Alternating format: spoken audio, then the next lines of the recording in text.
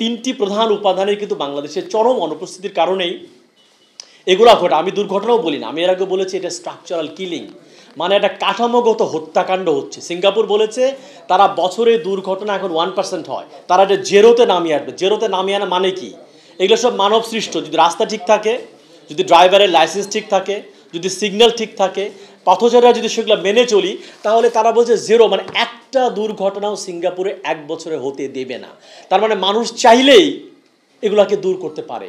কারণ আমাদের সরকার চাইছে না, আমাদের বাস মালিকরা চাইছেন না, পরিবহন শ্রমিকদের ঘাটতি আছে, আইনের ঘাটতি আছে, যে কারণে প্রতিদিন এই যে বুয়েটের ছাত্র, সাধারণ মানুষ, জনতাকে যে মরতে দেই, এটা হত্যার আয়োজন প্রতিদিন সড়কে চলছে।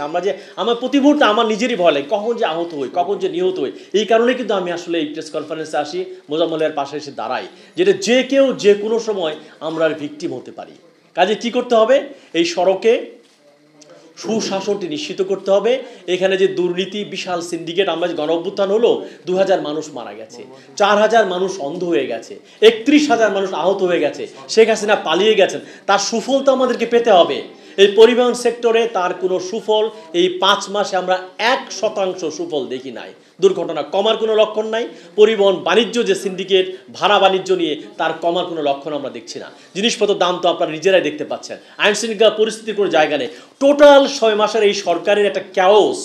প্রেস সেক্রেটারি বলেছেন 90% সফল হয়েছে, আমি তো বলি এটা জেরো সফল। এই তত্ত্বাবধায়ক সরকার যেটা আছে, এই পরিবহন সেক্টরে, জীবনযাত্রার মান উন্নয়নে, জিনিসের দ্রব্যমূল্যর জায়গাতে এবং আইন শৃঙ্খলার দিক থেকে 100-র মধ্যে 0 নাম্বার। আমি মাস্টার নাম্বার দিতে পছন্দ করি, 0 নাম্বারও তো পাচ্ছে না তারা। কাজে তাদের কাছে মানুষের অনেক প্রত্যাশা। গণ অভ্যুত্থানে অনেক মানুষ মারা গেছে, তারা তার সুফলটা দেখতে চায়, এবং সুফল প্রধানত 3টা সেক্টরে দেখতে চায়। তারা আইন দেখতে চায়, জীবন জীবিকা নিরাপত্তা দেখতে চায়, সড়কে তারা সুশাসন চায়, এবং জিনিসপত্রের দ্রব্যমূল্যর যে লাগামীর ঊর্ধ্বগতি, নিম্নবিত্তের সাধারণ মানুষের নাবিশ্বাস হয়ে গেছে। প্রত্যেকটা রিক্সাওয়ালা আন্দোলনের সময় আমি দেখেছি দারুণভাবে ছিল, প্রত্যেকে এখন ক্ষুব্ধ হয়ে গেছে।